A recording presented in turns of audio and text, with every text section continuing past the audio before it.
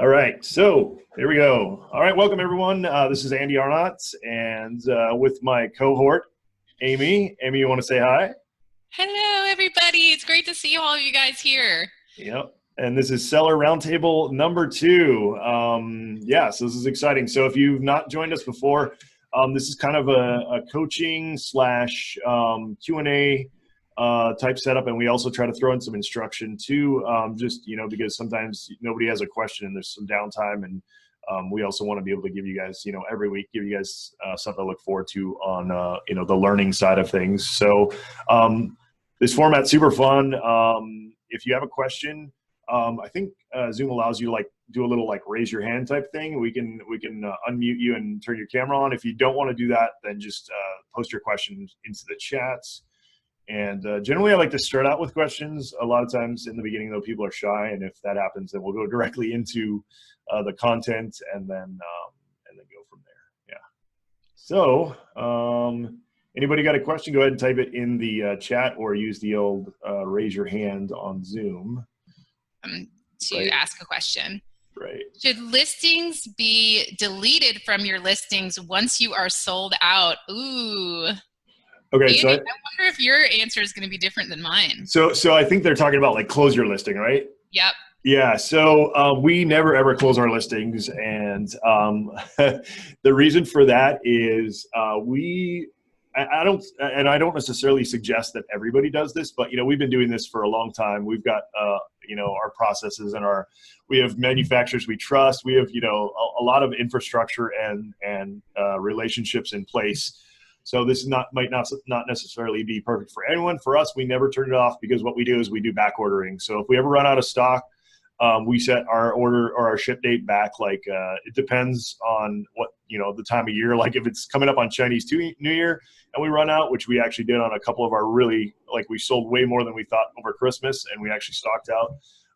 But what we did is we just keep the listing going, and we push the ship date out a couple weeks. Now, there's debate on that, but the way that we like to see it is that even if it's not selling through as quickly, we're keeping rank, and because of the way we drive traffic and things like that, we normally don't lose too much rank. And as soon as we get back in stock, our rank just skyrockets back. So so for if you're experienced, if you got your stuff dialed in, I would say do back ordering. If you're newer and you don't have a supply chain or a manufacturer that you really trust, then I would say you might want to close your listing. So, and this is my rule of thumb. A lot of people are told to close their listing because they're worried about hijackers if they're sold out, right? And then the other thing is they're worried about their rank. So those are usually the two biggest concerns I hear about closing listings. So my rule of thumb is, look, if you've got stock on the way to Amazon, do not close your listing, because then that stock can go stranded. It can get all jacked up. They might not be able to check it in. If you've already created the shipment in Amazon, and like Andy said, he set his to back ordered, but if that stuff is inbound, do not close your listing. If you're out of stock, and let's say maybe you have a 3-month turnover and you're not going to be in stock for a while, right? And you're worried about there possibly being hijackers or whatever, depending on what category you're in. And everybody has different stuff. If you're brand registered, obviously you have a lot less to worry about. But if you're not going to be in stock for 3 or 4 months, and you're just worried about your listing sitting out there, then go ahead and close it, and you can just click the relist button as soon as you're ready to create that shipment and send your inventory back in. Yeah, I just noticed too, though. Sorry, I didn't read the entire question. That he put the retail arbitrage, online arbitrage at the bottom of that. Honestly, I like, people always ask me, arbitrage stuff. I've done it a little bit in the past, but it's not my wheelhouse to me. And I don't want to rip on anybody who's doing that. I know people are making money in that. I know there's money to be made there. I would never do that, because for me, I want to put all my time and effort into building my own brand. It's like, for me, I'm always like, why do I want to sell Nike and build their brand? Everybody already knows Nike. I want to build my brand so that, 5 or 10 years from now, I'm the next Nike, or I'm the next Under Armour, or, whatever. So to me, I don't concentrate a lot in that. If it's working for you, more power to you, but that's not my wheelhouse. So the thing along with the RA and OA side of things, I always recommend, like one of my clients right now, I've given her homework to start with RA because she's doing private label, but she's never done anything on Amazon before. So I was like, go out to Walmart and find something. I don't even care if it's profitable, but learn the numbers and learn how to ship your stuff in. I So was going on to say, the, yeah, great for FBA, like just to learn the process for sure. yes. Just a single item. Like people are like, wait, I can send one item to FBA. Like a lot of people don't know that. That's a great point. For learning just the basic stuff, it's definitely worth Yeah, doing. because then you don't have a lot of skin in the game, right? And who cares if you don't, I told her, if you don't make any money on this one item you sent in, who cares? You learned how to ship something in. You learned how to look at the fees for an item. You learned how to list an item. You learn how to list multiple items. So I think it's a wonderful start. And then, of course, as you were saying, Andy, a lot of people make a lot of money with RA and OA. And for the question that Clay asked, I recommend Jess Hill is one of my favorite RA sellers out there, and she talks in her group. She talks about how if you it can count against your I think it's like your inventory score or something if you leave a bunch of listings in there that you have no plan to replenish. So make sure if you have a bunch of RA listings in there that you're not planning on replenishing, that you get rid of them, because that can actually look bad on your overall like inventory and stuff, because Amazon sees it as, oh, you're not sending that stuff back in, so what's going on, right? And in that case, deleting your listing is not a big deal when you're doing RA or OA, because usually you're just tacking your listing onto a listing that's already, your offer is just being tacked onto a listing that's already there. So technically when you delete your offer off of your account, you're really not doing much of anything unless you created that listing, which some people who are doing RA and OA who are really successful do create their own listings because they're doing bundlings and things like that.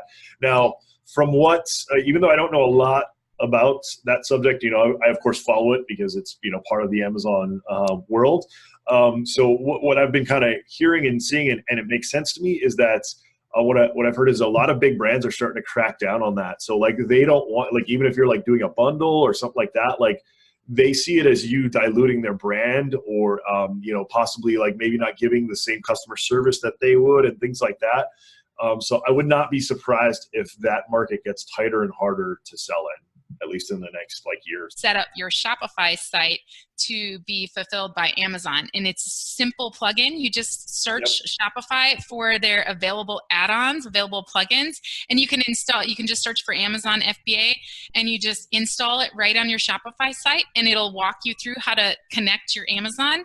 And then when you get an order on your Shopify site, it automatically fulfills through Amazon. Yeah, the other way to do it too, the way that we do it, for any of our like stuff that we don't sell on Amazon, but we want Amazon to fulfill, is ShipStation. If you get into a decent amount of volume, ShipStation is awesome. Like literally, you'll have a list of orders. You click on it. You say, I want this to be fulfilled by FBA. You click another button. It's literally like 5 seconds. Or you can even select stuff in bulk. Say like, highlight here to here, these 10 products I want to get shipped by FBA. Click, and it's done. So it's like a middleman that can go between all of your various sites and stuff. Yeah, if nobody's tried ShipStation, like it's one I would consider. It's probably like one of my most essential tools, especially when you get to a decent amount of volume. Definitely suggest ShipStation. The other cool thing about ShipStation, which people don't realize, is you can actually do like email follow-up through ShipStation, because they allow you to watch the tracking number, and when something's delivered, like send a message like right when it's delivered, or right after. You can say like a day after something's delivered, or 5 days after, you can send an email to them. Now, of course, you have to. That's gold. That's gold right there. I love it. I love all your gold. You give me lots of gold. Oh, well, I'm glad. Yeah, I mean, I've been doing this a while, so I've got a lot of tidbits that I might not even know are good tidbits anymore, because after a while, it's the business as usual. But yeah, so you can do some really cool stuff with ShipStation, and they also have automation. So you can set up, like, you can say like, if something comes in and it's more than 2 pounds and it's going to this place, like tag it, and like, so there's all these flows that you can, almost like funnels for shipping, that you can build when stuff comes into ShipStation. And they support like every marketplace, like Wish, Amazon, eBay, like, all of that stuff gets Shopify, WooCommerce, like anything that you pretty much do e-commerce, it'll suck all your orders into the same Probably place. give you some ideas too. Hey, Ooh, I'm currently designing my first brand and product, but I want to sell some items to gain some experience with selling and learn how to work the seller account. If I source products from AliExpress, do I send those products to an Amazon warehouse or to my own address and ship from home?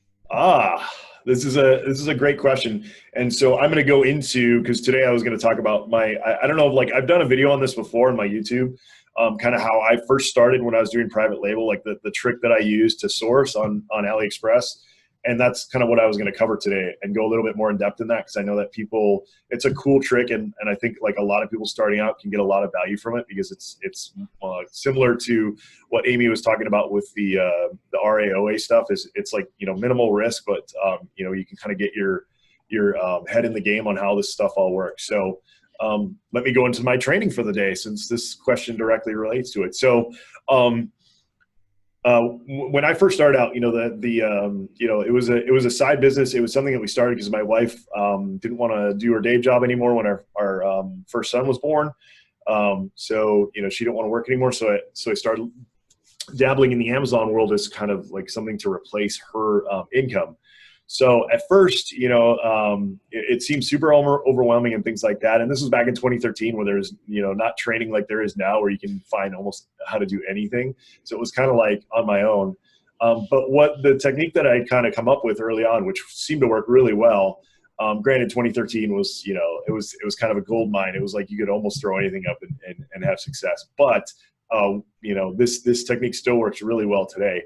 So what we used to do is we'd go on AliExpress and we'd source products. And what we do first is, we'd of course go the normal route. A lot of people use like Jungle Scout and things like that to get product ideas. I hate those.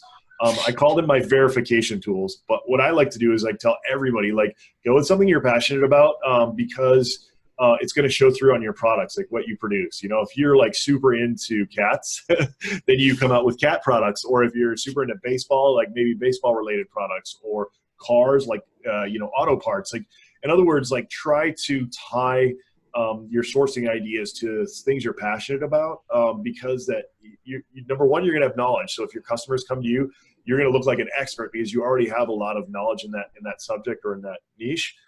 So that's something really awesome to think about. So what we used to do is we'd go, we'd kind of be like, oh, this is super interesting to me. And then I'd go and I look at the market and things like that. Nowadays, the way you want to do it is find a product that you're interested in, and then you really want to do your homework. And a lot of people miss this step. They, they'll go to like the bestseller lists on Amazon or something like that, and they'll find products there, and then they'll just go buy them. And they do like no more research. At a minimum, once you get your product ideas, that's when you start breaking out Jungle Scout, things like that. But you also want to spread like something that people never think about, which is something that you can do is people think about Google Trends, but they don't think about like a simple search on like Twitter. So like, yes. Are people talking about this product?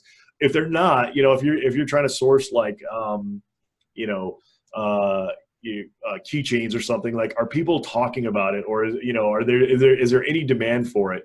So that's something you definitely want to do your research. And there's like I said, you can do like another great place to find product ideas and also to sell on, if you've never sold on, is wish.com.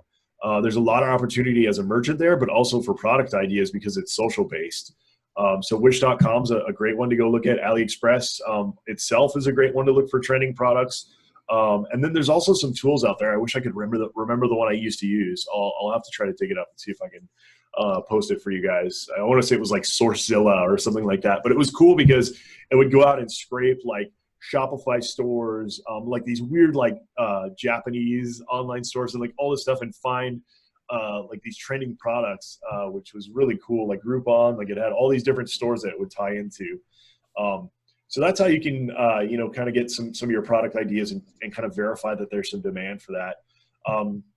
The next thing you want to do, of course, is go to, like, once you get your idea on AliExpress, the next thing you want to do before you order is go over to Alibaba or 1688.com, which is the Chinese version, and look to see what the wholesale price is, because you're going to pay less than what you're paying on AliExpress, but you want to know that number because you want to know what you're going to be able to sell on Amazon before you even source it. That's another thing a lot of people don't think about. Amy, looks like you wanted to jump in with something. Well, no, that's a really great tip because, just understanding what that price is, because lately, since the drop shipping boom, AliExpress has become really, and using Oberlo plugins on Shopify has Right. become really popular, right? Yep. Yep. So what the vendors on AliExpress have caught on and they've raised their prices. And remember, in an Asian market, it's always negotiable, Yep. right? Yep. So don't be afraid to reach out and go, hey, I want to buy 30 of these from you. And, so check 1688 for that wholesale price. Great tip, Andy. I believe the resource, I have a video in my group, Dropshipping 101, where I walk you through you can search on Google, you can put in Shopify plus cats, Shopify plus baseball in the Google search, and it'll bring up all of the Shopify sites. And then you Right. can look in those stores and see what they're selling and see what's trending. And I bet a lot of that probably, because they're focused on that dropship model, a lot of that might not be on Amazon. So you find your trend that you're really interested in. If you just want to buy a few and test it out, you should check out those Shopify sites. And I believe the site that it is, Ecom Hunt, where they scrape everything and they show you like the latest products. But I'll look it up too. I have a version of it in my dropship 101. Yeah. So the other things that I kind of wanted to mention was, so once you get your product cost, the other thing that you really want to kind of be aware of, and it's kind of hard to know, but there's some tools out there. I think it's Freight OS has like a shipping calculator where you can like say like, I'm shipping from this town in China to this place in the U.S. Like, how much is it going to cost me? And you can specify like weight and dimensions and things like that.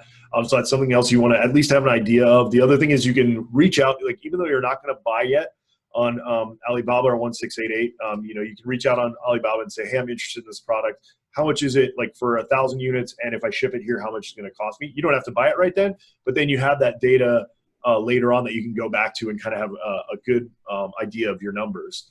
So that's something else you want to think about is the shipping cost, getting it from China to the U.S. Another because thing, you can't ship it e-packet, right? If exactly. If you're going in a larger amounts, and then of course the other things you want to look at on Amazon are fees. Like the FBA fees, the storage fees, all the kind of fees involved with Amazon. And then another thing that, like, I swear to God, nobody ever thinks of this, and to me, it's like one of the first things we do is create a fake campaign on Amazon for your PPC.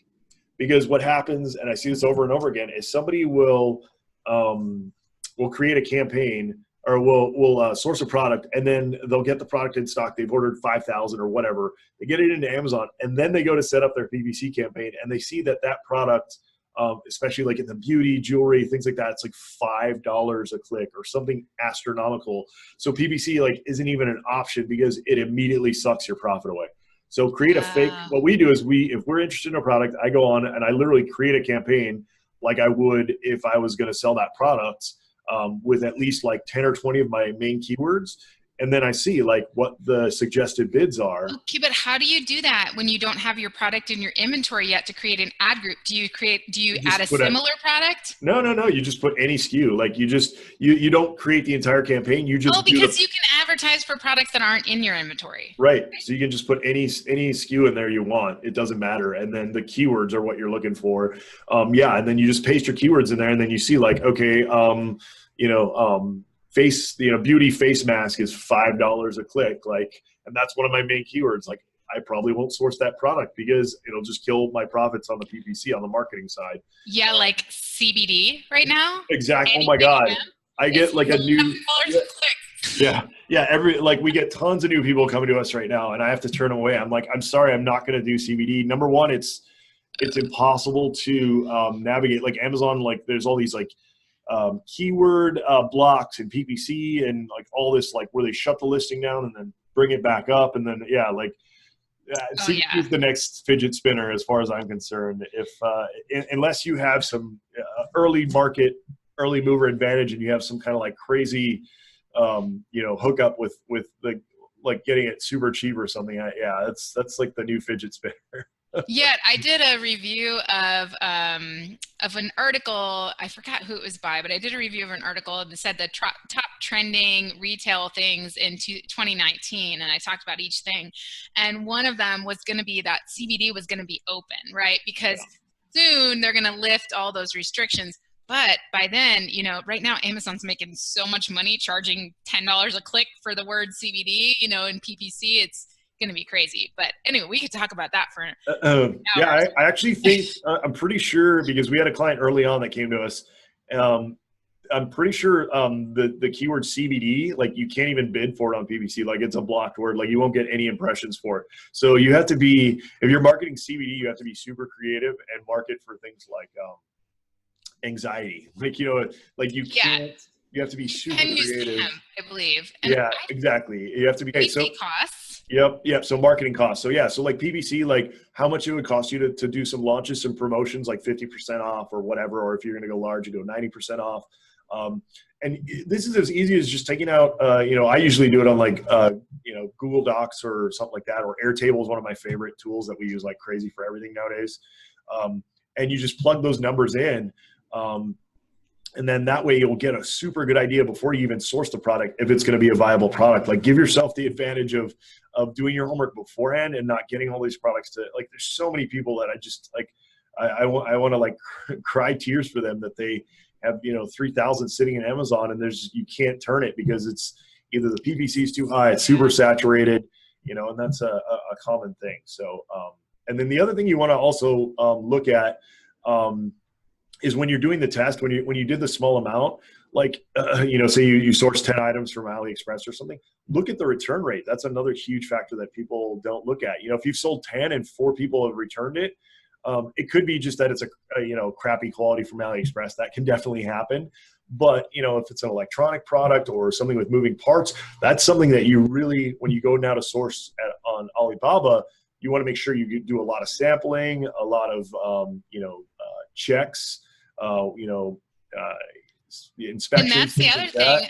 A lot of stuff that you're sourcing on Alibaba, you can get on AliExpress. Mm-hmm. And so what I would recommend, I was watching an interview for a drop shipper who had been pretty successful. And the mistake they made early on is that they would just automatically put a product out there that they saw on AliExpress that had a lot of orders and stuff without testing it themselves. Right. Well, folks, there's this amazing thing called an e-packet that gets the product to you for free. Right. Yep.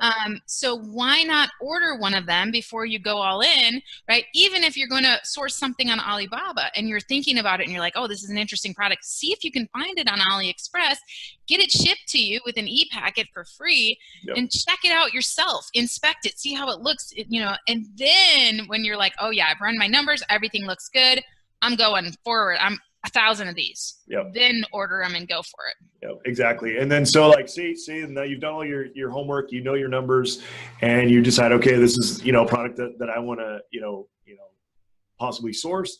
The next thing you want to do, of course, is like order, you know, go on AliExpress, and depending on the price point, you know, order anywhere from 10 to 100 to 200. You know, in other words, you want your investment to be in the hundreds of dollars, not in the thousands of dollars, you know, maybe a couple $100, maybe, you know, whatever, depending on the price point. And you source those products. Once you source those products, before they even start shipping though, what I always tell people is you should have everything set up before those products hit your doorstep. So you should have your listing created and optimized. You should have some products generally on AliExpress. You know, if you're sourcing something from AliExpress, you can email the person you bought it from and said, hey, send me some photos. They usually have stock photos that you can use. Now, a lot of people will be like, oh, you're going to get hijacked and things like that. That could be the case because when you're doing the AliExpress stuff, you're not branding it. This is purely a test. You're testing something with a small amount. Doesn't need to be branded, but you're creating the listing. So technically, you have that listing. Now, if you're not brand registered, this gets a little hard because then you know it is much easier for you to get hijacked further on down the road. But when you're proving the concept, you just want a basic listing. It can be generic, but you put your brand name in it, but the product itself is just, you know, plain, nothing on it. And maybe you don't want to put your brand name on it, right? Not at first. Yeah, exactly. And a lot of people get all nervous. I see a lot of questions about, hey, well, how do I even do this private label brand thing? Do I have to register my brand? You can put poo-poo in the brand category, in the brand name field if you want to. It really doesn't matter. Nobody's going to check. And that might work. People might think that's hilarious, and then you'll get a bunch of like random sales from it.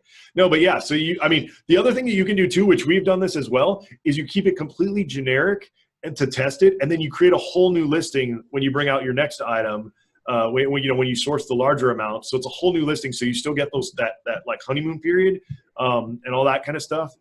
So that's something else you can do is create a whole completely new listing. And people will be like, well, wait, it's the same listing. Amazon says you can't do that. If the product is at all different, this is what people don't get on the whole like similar listing, when can I list on somebody else's? It has to be, if you're going to list on somebody else's product, it has to be exact. But if you're going to create your own product, like a variation of product, like this iced tea bottle, if I want to sell these, right, this is my brand. And I go, you know what? I want to try something newer. You leave this product in, you change this label from green to blue, guess what? It's a new product. Like there's very subtle changes that you can do to your product to make it a new product. That's also another trick that a lot of people You can even know. Put it in a poly bag, put that sucker in a poly bag or just have the, and stick a sticker on it. Like literally print a sticker and stick a sticker on the poly bag and have a nice day. I had my mom sew some phone cases. I had her sew some phone cases and I just put them in a poly bag with a cute little card, and I've been selling them ever since. Now I'm looking for a source. There you go. Yeah. I mean, and that's what a lot of people don't realize is they get so, like, sourcing is one of those things where people just get so overwhelmed. They get so scared and all this. The thing is, you just got to start testing, like moving, like doing things, that's what's cool about this technique on using AliExpress is to just, number one, you're learning the process before you go into a larger, quantity count. So you're learning the process. You're not investing a ton of money. If you decide this isn't for me, you're not out thousands of dollars. You're maybe out $100 or whatever. When you do sampling, another trick that people don't realize is when you do sampling and you're getting like generic stuff from the factories, guess what? Just because you paid for that sample doesn't mean you can't go send it, and you go, I'm not going to use a sample. Guess what? You can list that on eBay and sell it and at least make your money back or a little bit more. So it's a zero net cost activity.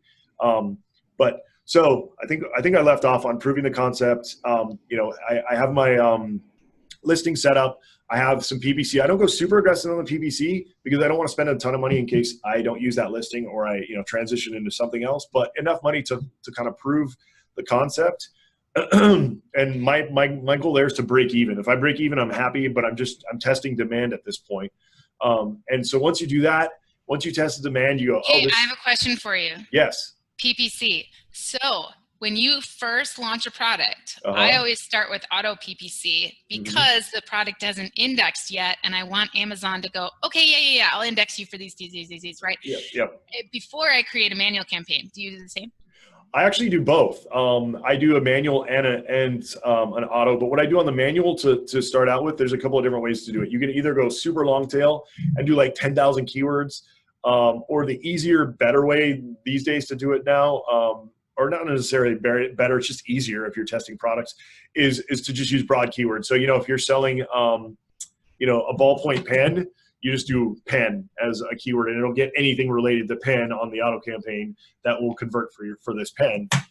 So yeah, you want to do an auto campaign for sure. And then if you want to do a manual one, do a broad one just to start out.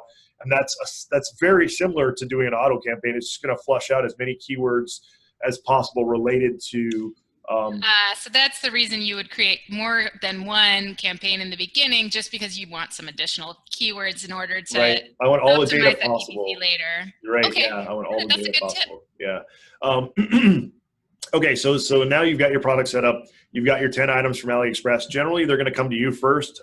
Most of those people are not going to know how to ship it to FBA, and you don't want them to ship it directly to FBA in this case because you don't trust them yet.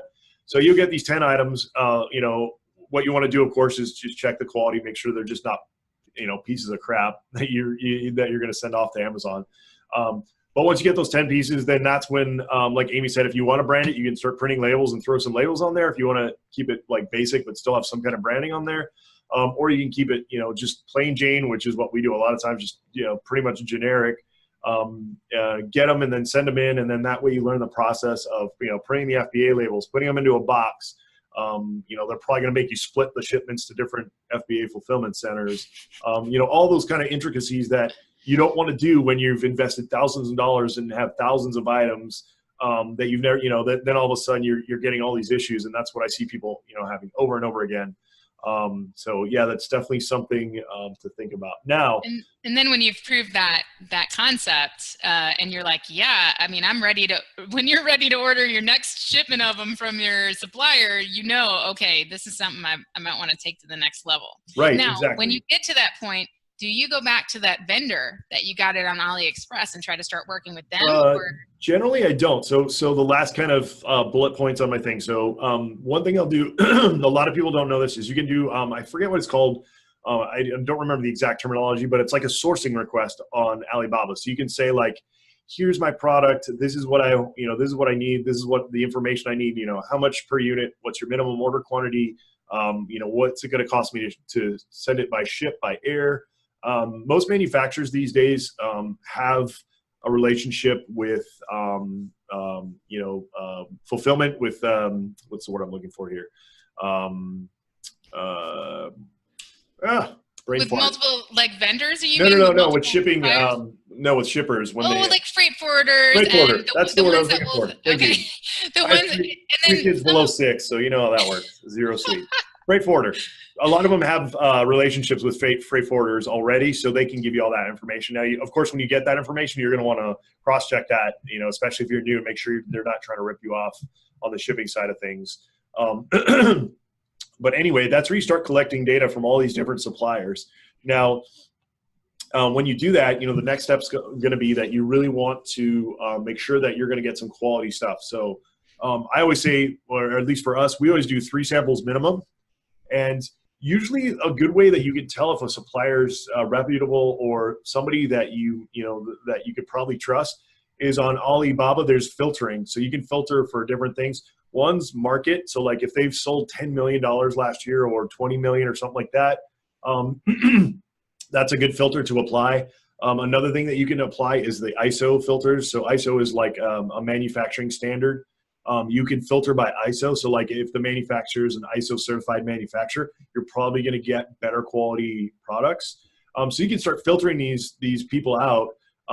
A lot of times what's frustrating with those buying requests, those people will just send you garbage that's like unrelated. So that's kind of frustrating. It is getting a little bit better. But anyway, so you get, once you get those numbers, that's when you start sampling. We always do a minimum of 3 samples. As you get bigger, you might want to hire an employee in China. Like we have a lady in China that we work with exclusively. And nowadays it's awesome. Like we don't almost have to do no work. We say, hey, we're interested in this. Go find us the best deal. And she goes out and gets it for us. So until you do that, though, you're going to have to kind of run through these steps. But anyway, it might be good to run through these steps before you hire someone because, a lot of people are like, well, I want to hire someone right now. Give me a name. Right. Well, you really want to take the time to kind of learn these things because there are a lot of dirty people out there that are willing to sell you something for, that they're not planning to deliver. So it's good for you to understand, oh no, I've seen crap come out of there. I know how this works, and then you can better check up on and audit your employees that you later hire to help you. Yep. And another thing to realize too is like when we're dealing with a new manufacturer, the woman that we have in China now, like she does all that, and we pay a lot of times. We don't even pay like that. We do a lot of net 30, which we don't even have to pay for the stuff until 30 days after we get it. But that just comes with building a relationship with people. But anyway, so if it's your first order and you're someone new, you definitely want to utilize either Alipay or PayPal. I generally try to stick with PayPal just because they're more of an advocate and easier to get your money back than with Alipay. Alipay sometimes kind of makes you jump through a ton of hoops and kind of sides with the manufacturer on a lot of things. And a lot of times they'll be like, oh, it's going to cost you 3% more. I'm like, fine. Like that's worth it to me to have some peace of mind. So you want to definitely, if it's a new relationship, Alipay or PayPal. Now, once you build a relationship, like we do we wire everything now, but we built up that trust. So that's something to think about. Now, getting an employee in China, everyone's like, oh my God, how do I do that? That must be so difficult. It's super, super easy. There's Upwork is a great spot. You can find people that will source for you on Upwork. You can also you can actually jump onto, if you can't find somebody who's sourced on Upwork, you can find a VA and have them go out and find a sourcing person for you because they can go out on like WeChat and all these like Chinese channels and find people. So definitely utilize that. The cool thing about that too is a lot of them will work by the hour or by the task, depending on like how you want to do it. But it's well worth it, because if you go out and you say, hey, I'm looking for this product, bring me ideas, and you're paying them $10 an hour, it takes them 2 or 3 hours, it costs you $30, but now the time that it would have taken you to do that, is a lot of time. Not only that, but a lot of these people have relationships with manufacturers, know the process. They can actually go on, like the lady that we have doesn't source on Alibaba. She sources on 1688 because she's a native speaker.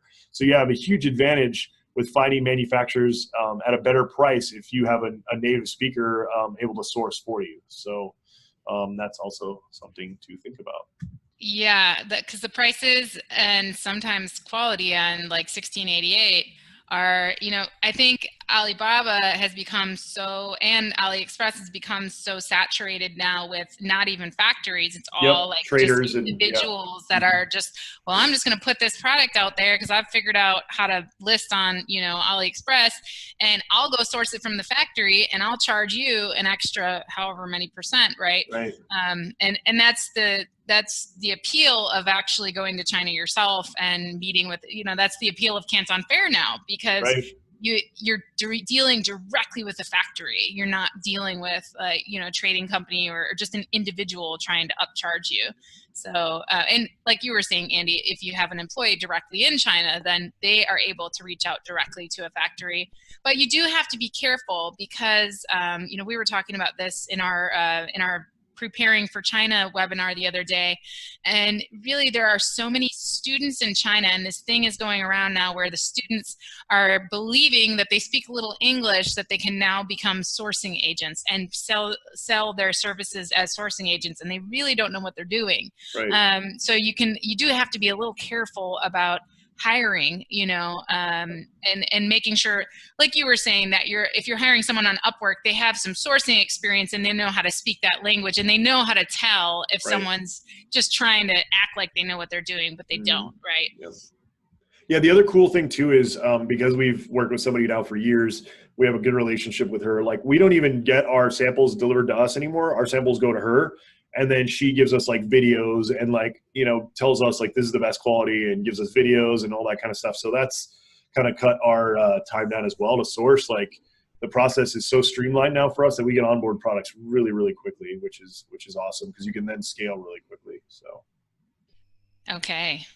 So we had Lori ask about, can we do this if we don't live in the US? And I was like, yeah, you can absolutely, or you can send it to a logistics provider in the US to check it out for you and then forward it to Amazon. Sure. Or you can get it at your house anywhere where you live, right? Yeah. You might not be able to get an e-packet, right? But you might have to find another shipping provider. However, there's nothing preventing you from having this shipped to you. Right. Well, yeah, and like I said, that's the other cool thing too is if you have to, you can hire somebody in China to get the products delivered to them, and then they can demo them for you and at least take a video and things like that. So if you had to do it that way, you could. Yeah. And how do you hire somebody in China to do that? You find that on Upwork as well? Well, so like I said, we got lucky. The lady that we have does everything for us. I mean, she does. Yeah, I mean, like she sends it to Amazon for us. All our products get labeled. We never touch anything. It's sweet. I know that's not going to be everybody's experience. But just like anything, you're just going to have to trial and error it. Just do it. Lori says we all want your lady. Right? I know. No, we want her name. Give her up, Andy. She's a secret. No, I've only shared her with one other person. She's mine. And even just for sharing her with one other person, like, she's super busy these days. So we need her to find some friends and right, train them. Right. Okay. Yeah. We're willing to pay. Something else to think about too is, and I know everybody hates to be sold to. I'm not selling you here, and I don't care who you hire, but the other option is to hire somebody like Amy or I to vet your products. People have done that with us, and thank God, because some of the products that have come to me, I'm like, run for the hills. And generally it's not that much money, and it'll save you a lot in the long run. So if you're, questioning it. Not only that, but I do it for free. Like if somebody's on Facebook, don't inundate me, please.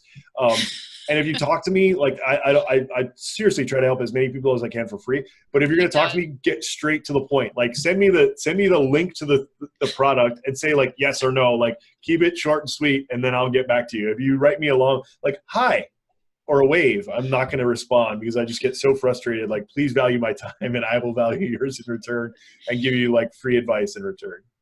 Yeah. And I mean, I spend a lot of time on calls with, and sometimes my clients will just say, Amy, I'm going to come up with a list of 10 products and we're going to go over them on the call. And we've done that before, you know, and hopefully the worst part is when, unfortunately, they find me too late and they've already launched a product that's really saturated. We do our best to turn it around, but it's, you know, and then we have to put all of our hope in Andy's tool because you know, Andy made seller SEO. So it's really just making sure it's an optimized listing and all of that. And we're trying to get as many eyeballs on it as possible. But yeah, usually it's too late and we're having to liquidate at that point. But you know, I always call the first failed product the best Amazon course you can ever take. For sure. Yeah. And you have to, and that's why this AliExpress technique I love, because it's like minimal risk, but you get all the reward of going through the steps and kind of learning the process with like not spending a ton of money up front.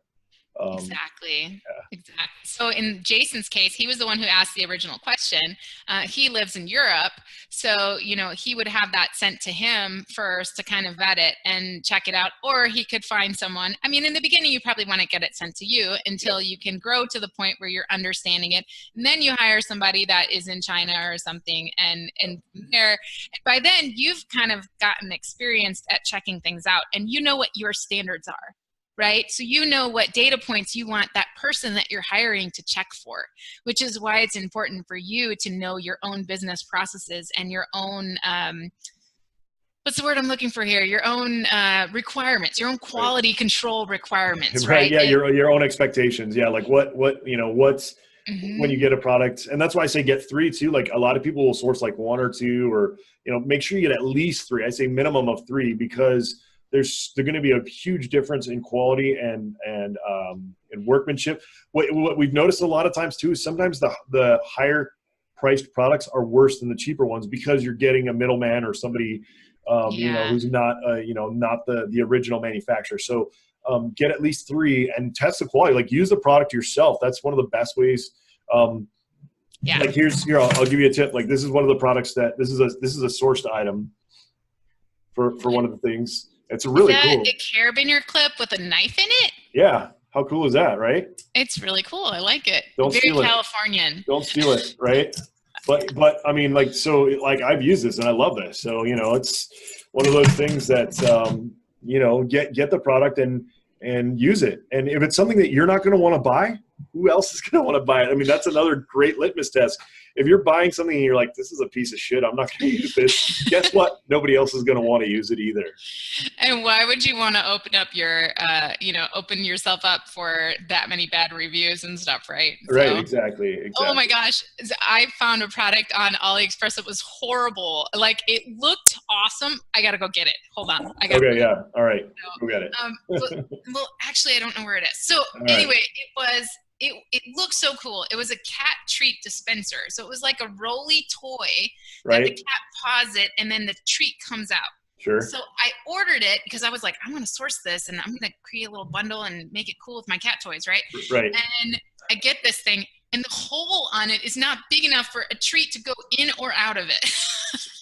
You're like, what kind of cat treats are people in China feeding their cats? Like it's a rabbit food. It's a rabbit treat dispenser. And my cats were like, what is this? I'm not interested in this. My cats just looked at me like, I'm not going to play with that. You're crazy, lady. Yeah. So at first I was like, well, maybe I can put catnip in it. You know, that's small enough. And, you know, just the dust from the bottom of your cat treat bag. Exactly, Lori. It did not work out at all. So perfect tip, Andy. Yeah. So yeah, dog food it. That's the old adage, right? Dog food meaning like use it yourself. So. So you basically, you source this product, you put it on Amazon, you create PPC campaigns, you test it, you make sure it's working, and then you go to source it big time. Right. And then when you go to source it big time, then that's a whole nother can of worms. But Right. yeah, generally, I mean, the thing that let's move in. Since we've covered the sourcing part, let's kind of cover the beginning, since we have like 10 more minutes and we're not getting a ton of questions. So now you're going into like the launch phase, right? And that's another kind of facet that people are like, I don't know what to do, it's so confusing. And it can be, but yeah. And actually, one of these days, I'm going to put out. I keep having it in my head, but keep forgetting to do it or not having the time to do it. Is like a PDF, just a launch checklist. I'm going to do that soon.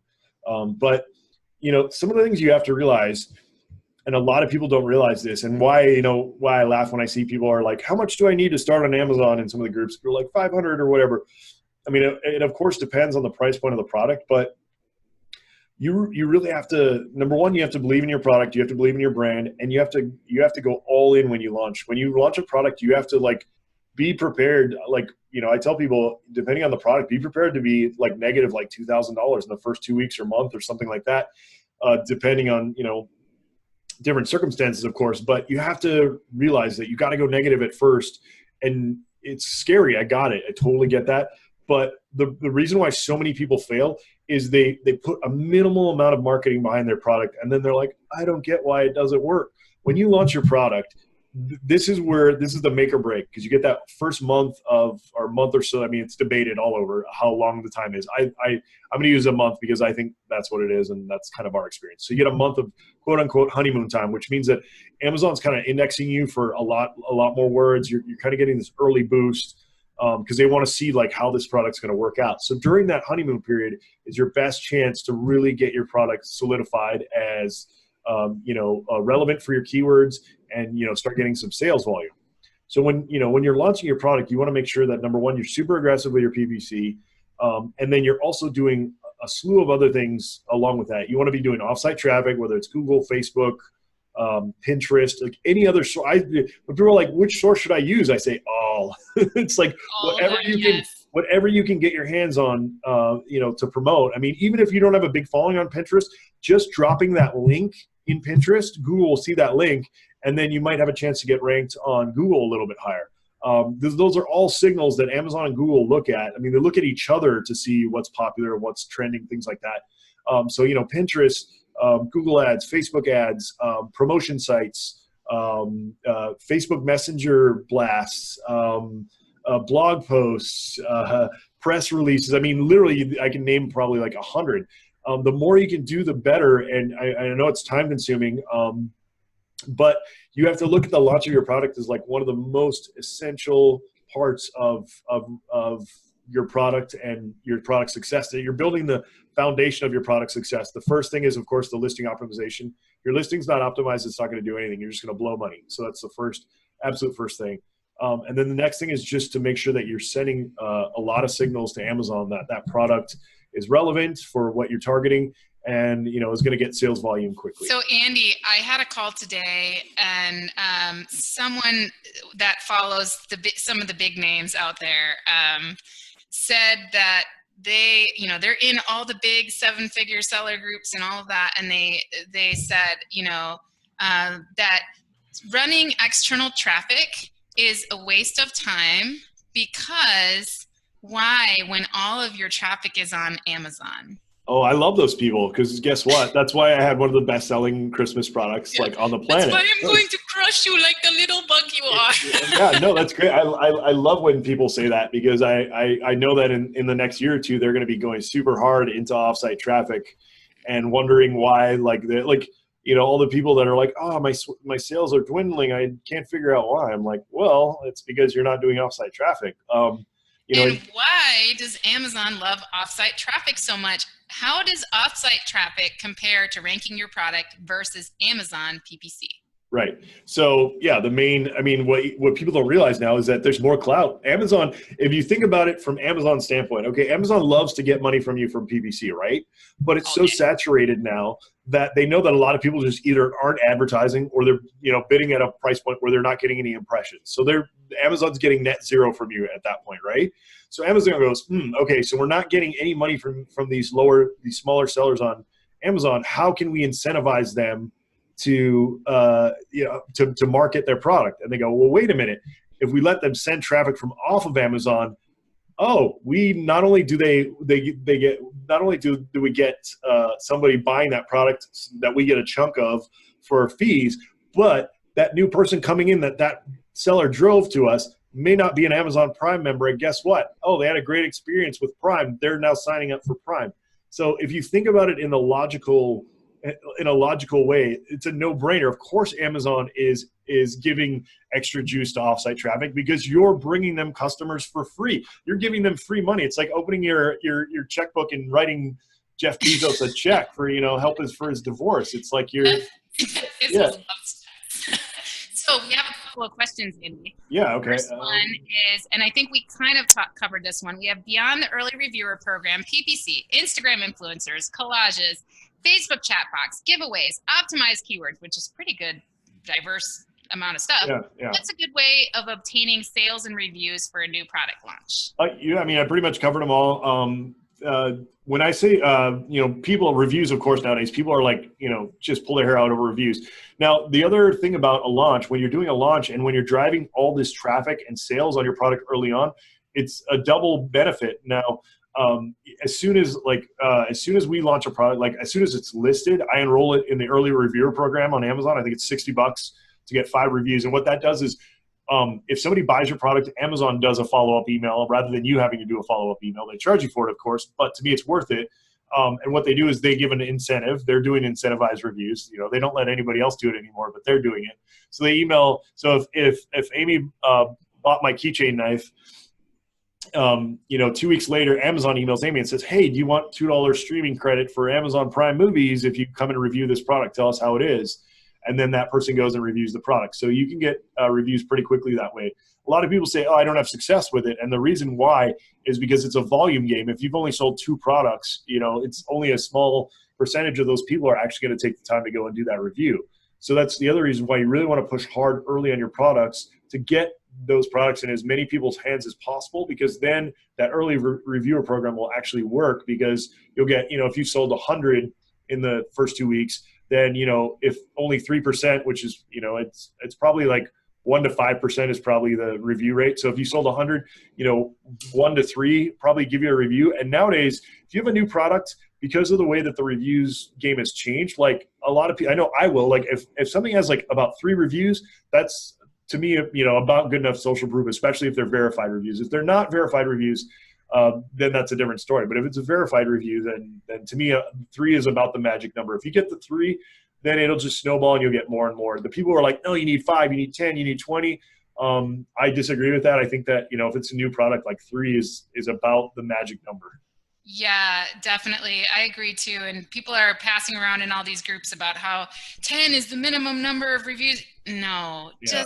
you just need 1 or 2 good reviews to get off to a good start, and then you're going to get them organically. Yep. And that's why you test your product yourself first and make sure that, hey, if you would use it, it's really good, and make sure that your list of criteria for good products does, it covers things that you don't want to be open to bad reviews. For example, I learned my lesson selling dog chew toys. Apparently, people don't like it when their dogs chew the chew toys, and they will leave you 1-star reviews. Yeah, it's like selling the kids potty. It's like selling one of those like portable kids potties and being like, yeah, my kid took a dump in it. Like, what the hell? Exactly. And, so you have to kind of learn through that. Okay, so Lori asked if I found a bigger item, it's a large item, and I kind of want to sell it. Should I test with a smaller item first? Should I put it aside for later? And I told her, yes, I think you should. Especially if you're brand new and you're learning, it's better to find a smaller product first to kind of learn the process, because large items, Whew, that's a learning process. Yeah, it is. It is, especially because you get into the new, the weight classes on FBA and things like that, and just logistically, like think about getting a return of one of those giant things to your home or your warehouse. Like that's what a lot of people don't think about on those giant products. Like yes, there's a lot of opportunity in the oversized stuff, but just think about the returns. Like that's going to be a nightmare if you get a high priced item that's giant that gets returned to you. That's why a lot of people don't sell things like TVs. It's like you need to be a giant company to sell a TV, because if that thing gets returned, it's you're paying $80 to get it returned to you, and there goes your profit. Then now you're minus 80, and you can't resell that product as a new item. So. And Mirhana wants to know, can I register for UPC codes on GS1 if I don't have a company and I'm not a US citizen? Thanks. I don't know that. And honestly, like people always, the whole barcode GS1 thing is a huge kind of, it seems like a roadblock for people. And this is why I tell anybody, absolutely everyone, I'm going to tell you probably every time we do one of these, Amy, I'm going to remind people, go get brand registered. Like spend the $200. The US PTO website's actually, as a government website, it's actually decent. It steps you through the process. Like as an ex-government employee, I can speak from that firsthand, and Amy, you as well. Like normally government stuff is absolute garbage, but the US PTO stuff's actually not bad.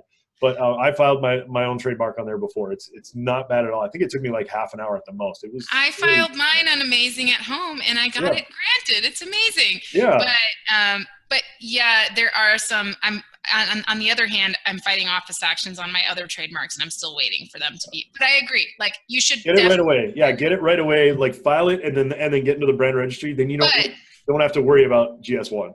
But Andy, our topic today is testing the waters, right? Getting to know. So let's think about this, right? What I always tell people on the GS1 side is yes, absolutely. When you're ready and you know that that's the product for you and this is your brand and you've written your business plan and you're ready to go, absolutely get your company and go on GS1 and do that. But even today, when I'm testing products, Snap UPC, I buy 100 UPC codes. Right. I slap it on there like my cat toys that I did the little Christmas stocking thing with them. Yep. I just, I wasn't going to register that in GS1 because it's not, I'm just testing the product. I don't care.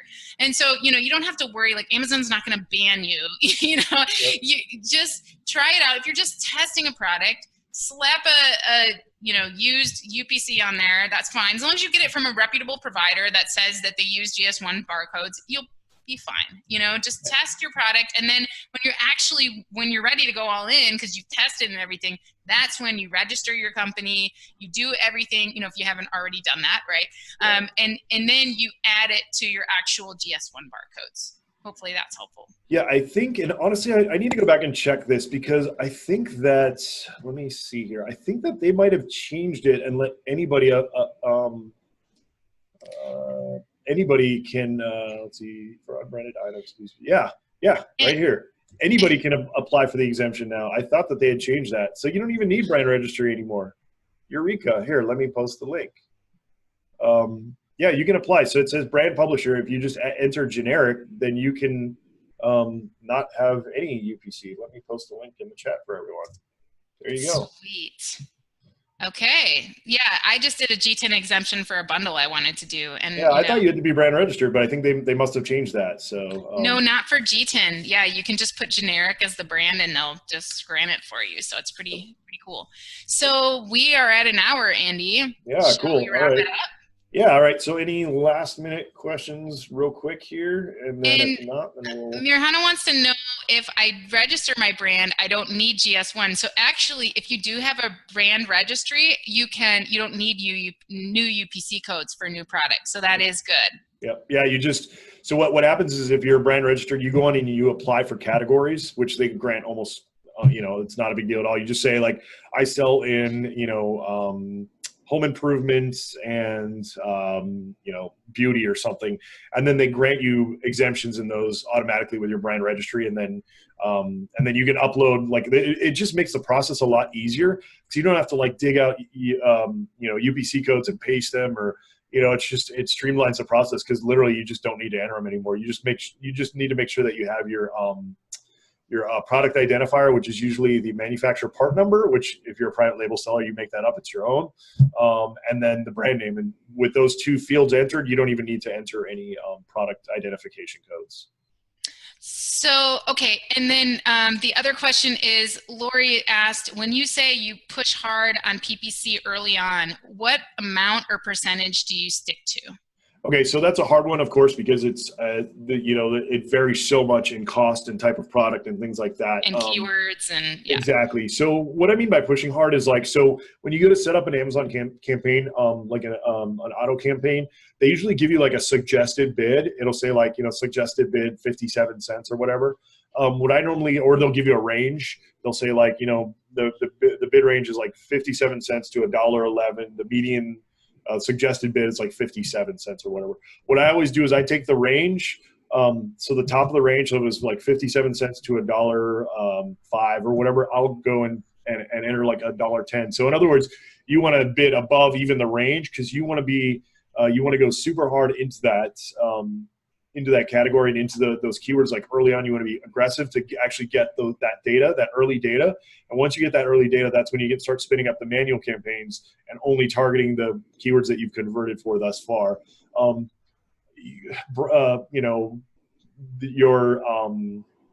Your budget's going to be, of course, up to you. If you're a tiny, small seller just starting out,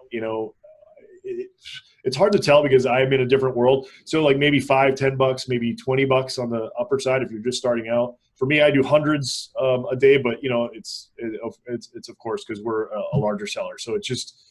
And Lori's asking, and you hold that above the range bid for how long? A month, ideally? No, not a month. Usually about 2 weeks. I would say about 2 weeks is what we usually do. Once we do that, then we start dialing it back. You'll still get data from it. And that's because you want that traction initially. Yep, and in order to get that traction, and remember, it's your ad placement too, right? Right. If you are, and you can check this. Let's say you bid, $3. Let's say the suggested bid is $2.50, and you bid $2.75. Well, go out on Amazon and see where your ad is showing up for that keyword. Yep. And think about that. If your ACoS is high and you're getting those conversions for that keyword, imagine, and let's say you're within somebody's product page, like your ad placement is really low.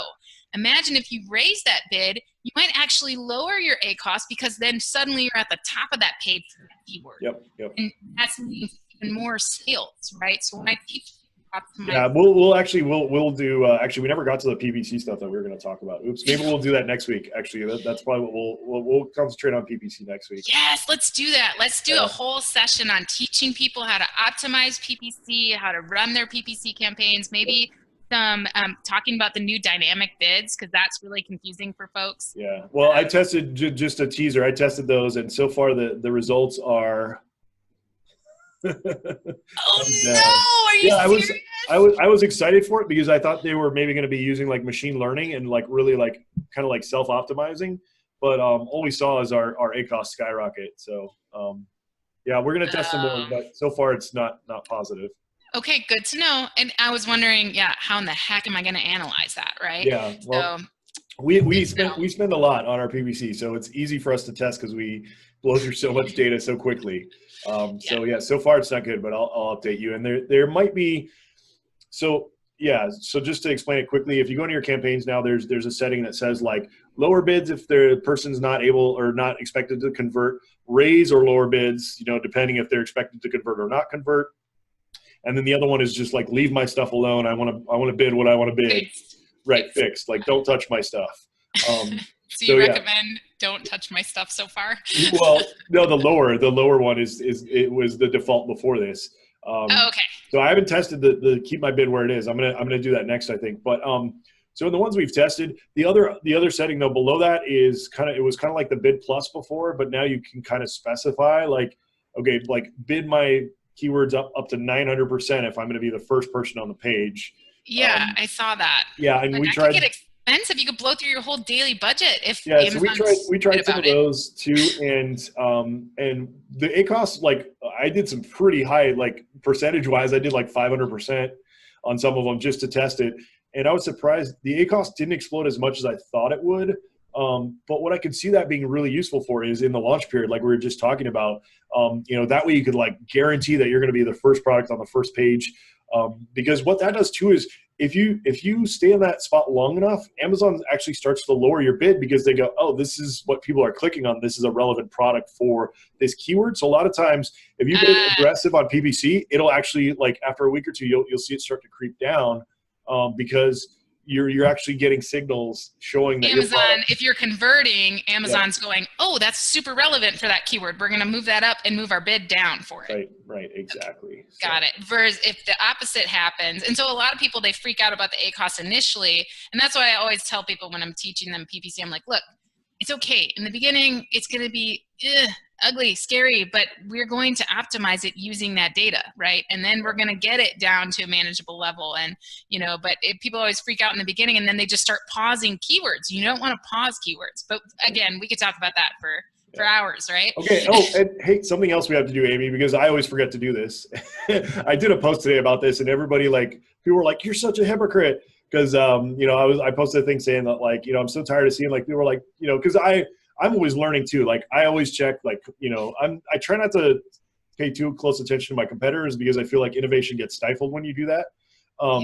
But, if it's like somebody, doing like Facebook advertising or, stuff that's relevant to my, my software business, I also, I tune in once in a while just to check it out, see if it's any value. And lately what I've noticed is anybody doing these types of things, whether it's webinars or things it's 90% of it is trying to sell you the thing. And it's just so frustrating. But that being said, what I was going to remind you of is tell people who you are, how they can contact you, what kind of services you offer, because we should, I don't want to, I want to give complete value. I don't want to teach people, but we also need to feed our family. So it'd be nice if, one of you guys, maybe once in a while is like, hey, we're going to try your tool or we're going to try your coaching or whatever. So yeah.